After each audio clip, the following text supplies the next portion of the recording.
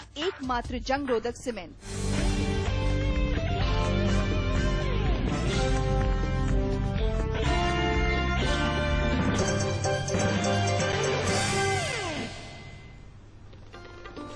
Prime Minister Narendra Modi holds key meeting to tackle challenges posed by weak monsoon and price rise. Union Cabinet meeting underway.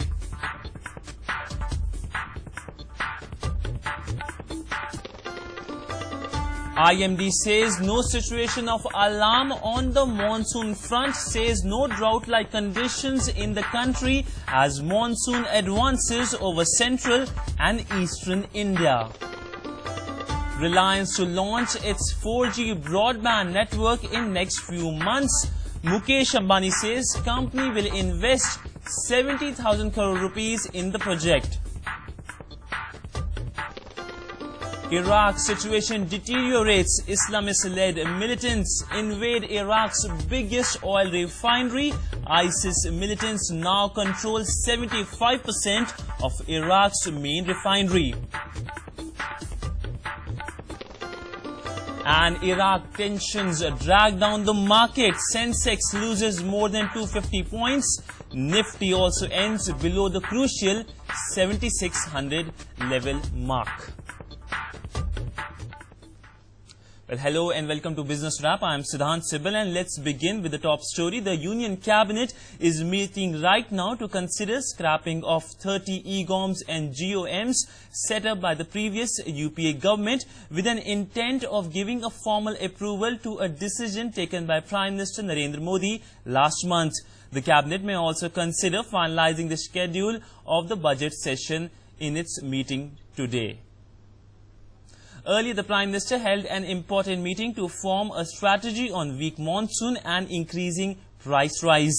The meeting was in continuation of the meeting held last Friday and attended by Agriculture Minister Radha Mohan Singh, Water and Irrigation Minister Uma Bharti, Fertilizer Minister Anant Kumar, and Food and Civil Supplies Minister Ram Vilas Paswan.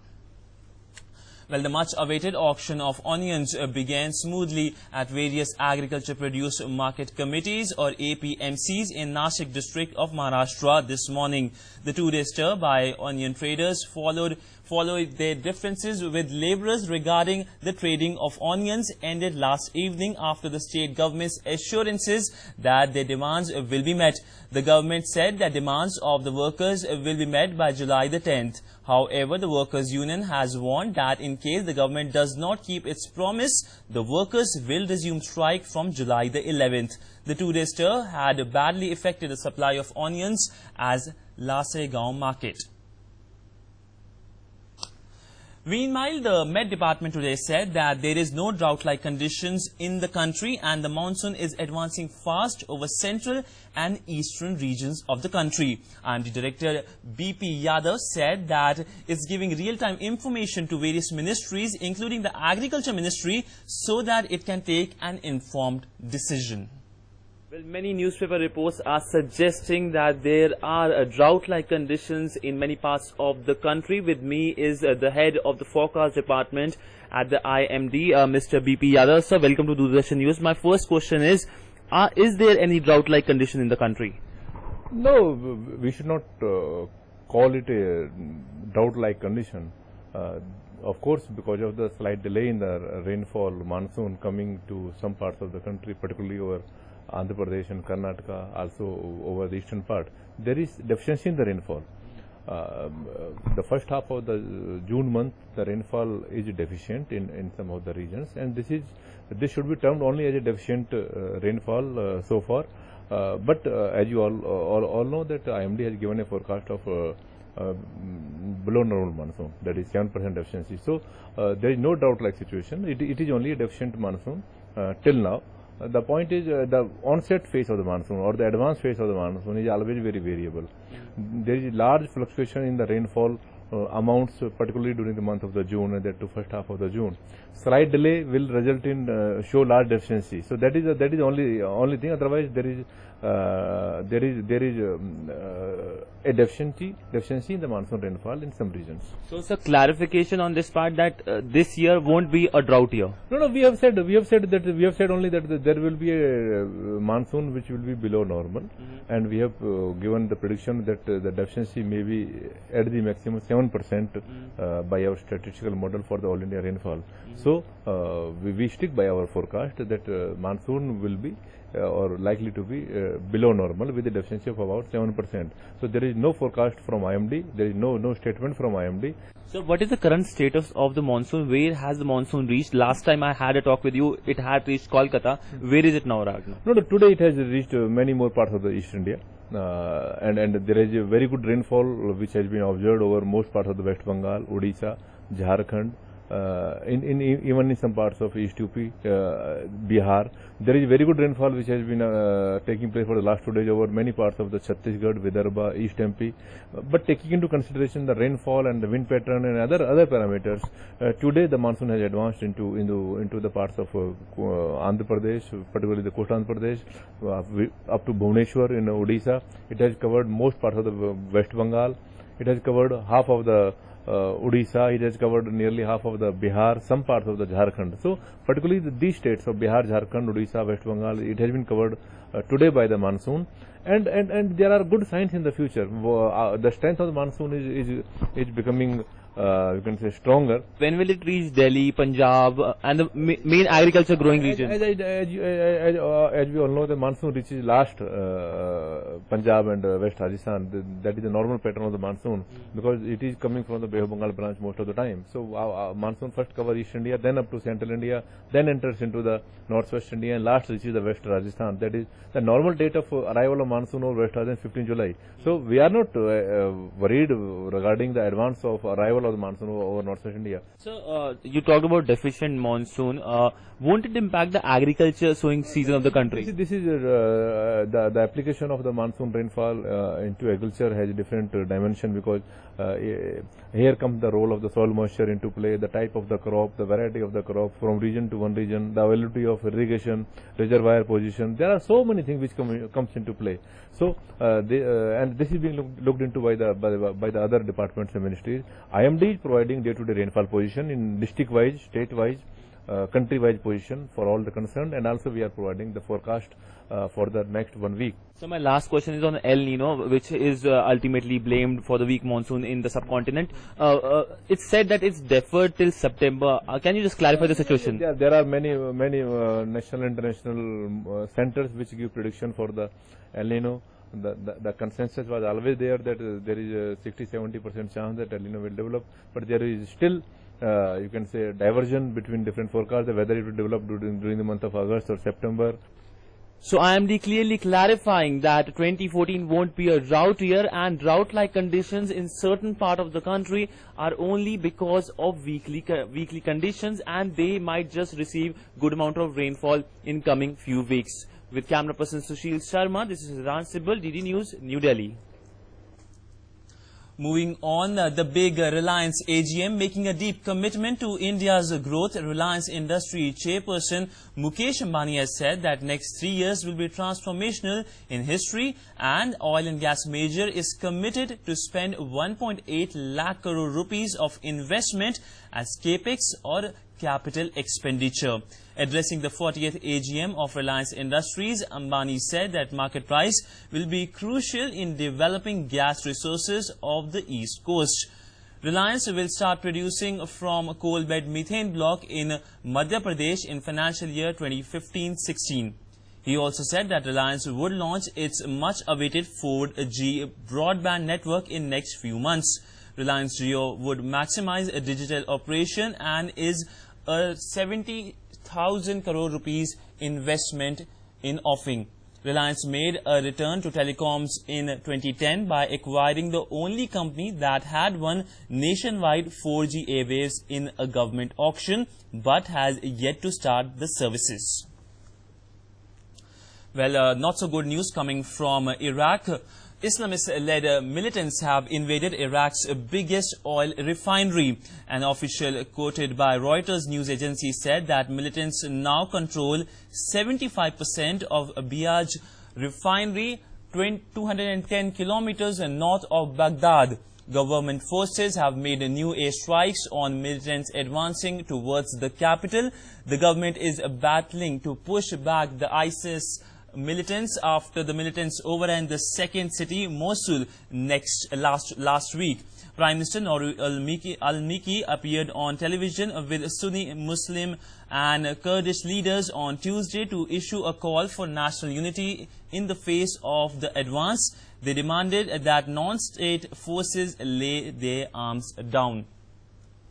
So bad news coming on the Iraq front, and that is dragging the markets down. Benchmark indices ended over 1% lower as escalating violence in Iraq's main oil refinery raised concerns that high oil prices would escalate inflationary prices. Sensex lost 275 points to end at 25,000. Meanwhile, NSE Nifty ended 74 points down at 75.58. Losers on the chart were BHEL, TCS, NTPC, RIL and Tata Motors, which were down by between 3 to 2%.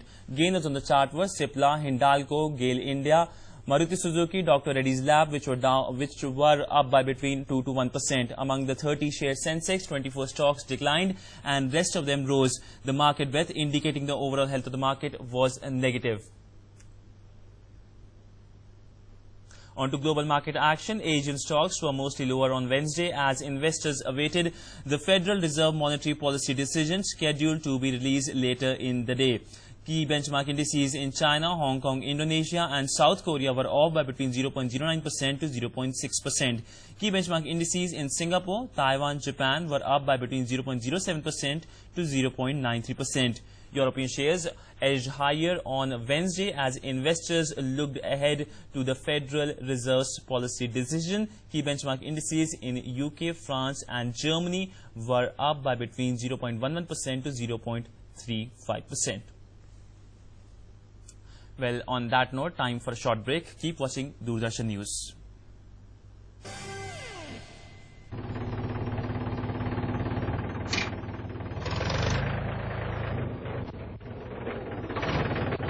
अरे हरकू वाह, बीज, कीटनाशक और आज खाद भी।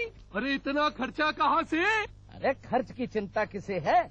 मेरे पास है ये किसान क्रेडिट कार्ड। कार्ड? अरे बैंकों द्वारा जारी इस कार्ड से किसान उसकी सीमा तक की रकम कभी भी बैंक से निकलवा सकता है और खेती बाड़ी की सामग्री कभी भी खरीद सकता है। तो हरकू भैया एक कार्ड मेरे लिए भी। किसान क्रेडिट कार्ड के लिए नजदीकी बैंक से संपर्क करें और पाएं ढेर सारे लाभ। पहले यहाँ कोई काम नहीं मिलता था। महात्मा गांधी नरेगा ने यहाँ काम शुरू करवाया। महात्मा गांधी नरेगा ने हमारे परिवार को हर साल 100 दिन रोजगार की गारंटी दी है। महात्मा गांधी नरेगा में काम करने के बाद 15 दिन में मजूरी मिल जाती है। अब मजूरी के लिए शहर नहीं जाना पड़ता, गांव में ही काम करते हैं, बच्चों के साथ रहते हैं घर में। महात्मा गांधी नरेगा साल 2012-13 में करीब 5 करोड़ परिवारों को रोजगार दिया गया। समय पे काम, हाथों हाथ दाम। दादाजी, आपका नाम क्या है? रमेश प्रसाद। आपको कैसे पता? ये देखो। नहीं चलेगा, बर्थ सर्टिफिकेट नहीं है आपके पास? बर्थ सर्टिफिकेट के बिना लाइफ आजकल बहुत मुश्किल हो सकती है। मेरे पास तो है birth certificate. Birth certificate school में एडमिशन, सरकारी नौकरी, वोटर आईडी कार्ड और पासपोर्ट हासिल करने में मदद करता है। इससे आप बच्चे के जन्म स्थान पर 21 दिन के भीतर नगर निगम नगर पालिका से बिल्कुल मुफ्त पाएं। नन्ही सी जान की पहली पहचान। Welcome back. Flipkart today announced that it has signed an MOU with FISME or Federation of Micro and Small and Medium Enterprises and NCDPD or the National Center for Design and Product Development to boost manufacturing in the country. Flipkart under the agreement will provide MSME entrepreneurs infrastructure support. Listen in. While you are actually solving for a larger cause, it also makes a lot of business sense. So we'll be able to, reach out to thousands and lakhs of SMEs with time. given that these products are so unique and have such great demand in the market, it will definitely be very, very beneficial from the business point of view also for Flipkart and the end customer. So we're hoping it's a win-win situation for the MSMEs, the customers and Flipkart. I hope that, by through this partnership, that not only we would be able to connect to new segments of consumers, but secondly, Flipkart and FISME would be taking number of initiatives to build the capacities of MSMEs so that they become e-marketplace ready by training them on the soft skills and also by helping them in developing their hard infrastructure in terms of packaging and other things that are required, because today packaging has become even more important than the product itself. Well, most Indian companies are optimistic, and actually most optimistic companies in Asia, according to a survey done by Thomson Reuters. The survey, the Asian Business Sentiment Survey, says Indians are optimistic because of the new leadership in the country. Of the 124 companies who responded to the poll, none reported a negative outlook for the first time in the survey's history. Corporate sentiment in India soared in the second quarter of this year as opposition candidate Narendra Modi swept to power in national elections. Modi is seen as a catalyst for change in the world's largest democracy, where companies have been weighed down by a slow-moving bureaucracy and an antiquated infrastructure. Even though the opinion polls had been calling for his victory, the extent of his victory had not been forecast, and most of the business leaders expect more rounds of liberalization, further reforms. Overall, corporate sentiment in Asia rose sharply in the second quarter. According to a poll by Thomson Reuters and INSEAD, none of the companies surveyed across the region reported a negative outlook for the first time in the survey's history. No surprise that Modi boosted the mood in India.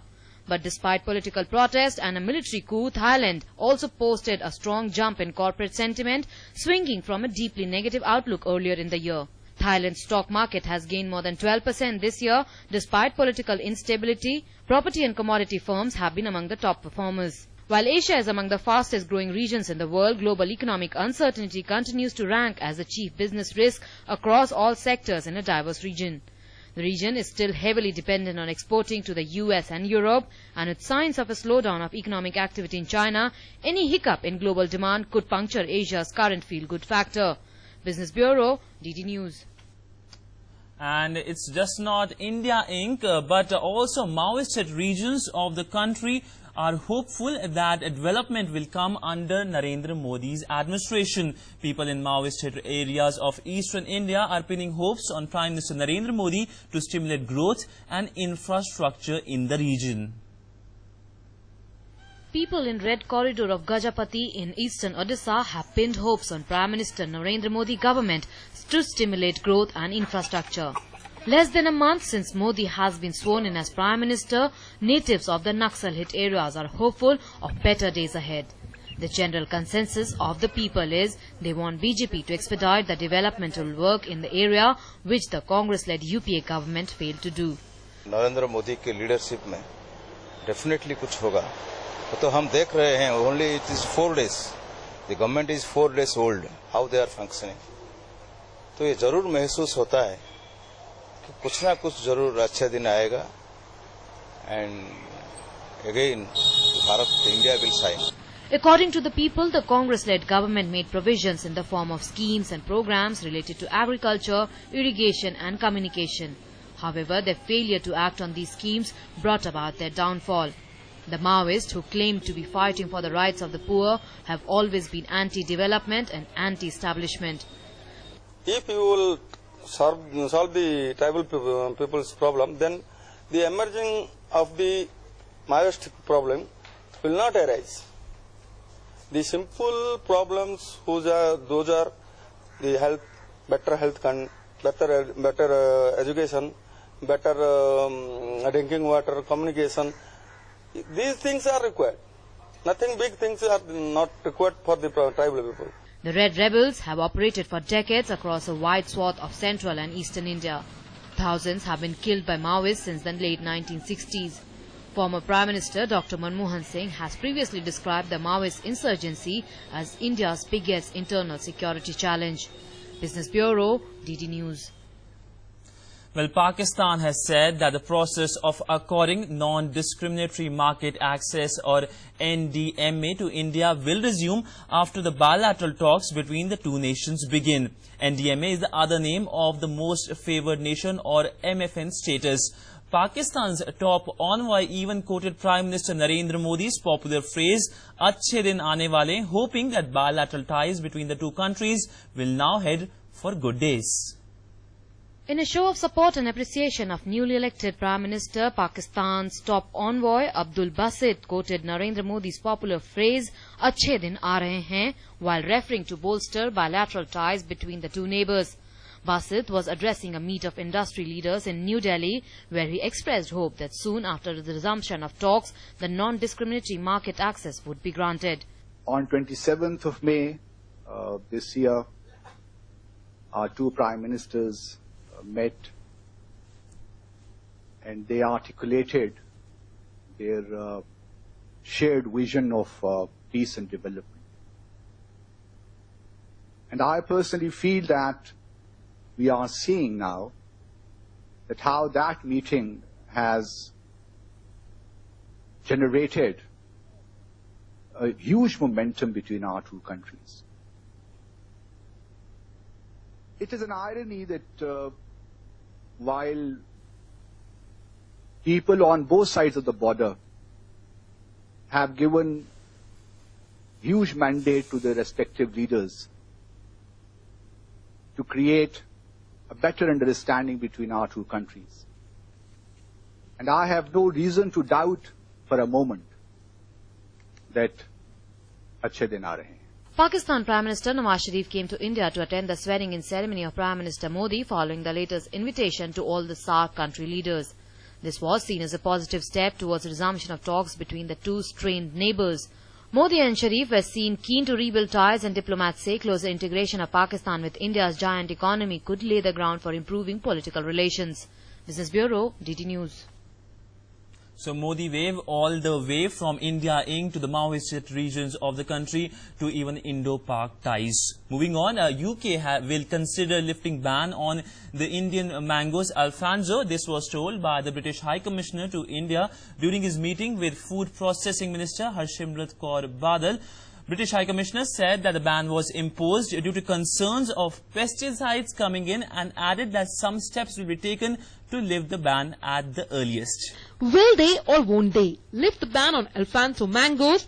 British High Commissioner to India James Bevan met Food Processing Minister Harsimrat Kaur Badal and said the United Kingdom would consider lifting the ban on Indian mangoes. Talking about the ban, Bevan said it was imposed due to concerns of pesticides coming in and added that some steps will be taken to lift the ban at the earliest. Introduced the ban because we had some concerns about protecting British agriculture from pests that were coming in with some Indian mangoes. But we are very keen to end the ban as soon as possible. We know how important that is to India. We know how good Indian mangoes are. I eat Indian mangoes every day, so I can swear to that. And so my government is working with the Indian government to see what we can do to end the ban as soon as possible. The European Union had informed India in March that shipments of premium Alfonso mangoes would be blocked from May until December 2015 after authorities in Brussels found consignments infested with fruit flies and other quarantine pests. European Union had imposed a ban on the import of Alfonso mangoes, the king of fruits and 4 vegetables from India from May 1. Which had sparked protests from the Indian community, lawmakers and traders. The British envoy also congratulated India's new food processing minister on holding the office and said both the nations can work in the field of food processing. Britain and India can do together in the area of food processing. We have a lot of expertise. India has a lot of expertise. We think that if we work closely together, we can benefit both our countries. The arriving of fruit from southern and western parts of the country hits the domestic markets mainly in April and May, while harvest in north starts from May end and runs till mid-July. The Middle East buys 80% of mango exports from India, the world's biggest producer of the fruit, accounting for about half of the global output. Other major producers include China, Thailand, Mexico, Pakistan, the Philippines, Indonesia, Brazil, Nigeria and Egypt. Asia, excluding India, accounts for more than a third of world mango output. although Europe is not a major market for Indian mangoes. The Alfonso mango is popular in United Kingdom, which imports approximately 6 million worth of Indian mangoes per year. Business Bureau, DT News. Well, SEBI has proposed new regulations for crowdfunding in a bid to find new avenues for entrepreneurs and startups to raise money from the public. Crowdfunding is a practice of collecting small amounts of money from a large group of investors and is typically done on the internet. SEBI proposed new norms for crowdfunding or collection funds through web-based platforms and social networking sites. Experts feel that this move will help startup companies raise capital, and this will also check misuse of such avenues. Under the proposed norms, crowdfunding platforms can be provided by only SEBI-registered entities. Companies can raise up to 10 crore rupees in a year through this route. SEBI has also proposed that only accredited investors be allowed to participate in crowdfunding activities. Such investors would include institutional investors, companies, HNIs, and financially secure retail investors advised by investment advisors or portfolio managers. Besides, the crowdfunding investment of retail investors would be capped at 60,000 rupees or 10% of their net worth. This step has been taken to check high level of risk associated with this new way of fundraising activity. Besides, only those entities would be allowed to raise funds through crowdfunding which are not associated with a business group having turnover of more than 25 crore rupees. Entities with an established business already listed on an exchange or being in existence for 4 years or more would be barred too. Those engaged in real estate and financial sector businesses would also be barred from tapping this route. Crowdfunding is the practice of collecting small amounts of money from a large group of investors. It is emerging as an innovative way of raising funds for pooling money from people through internet. However, lack of regulations for such activities has given rise to concerns of possible defrauding of investors.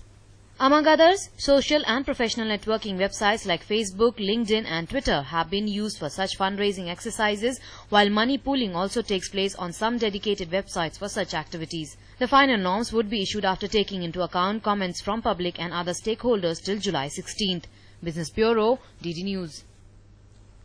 Well, now on to some other business stories of the day. Well, trade between India and Australia has dipped sharply by nearly 14% to $15.2 billion in 2013 as compared to the previous year.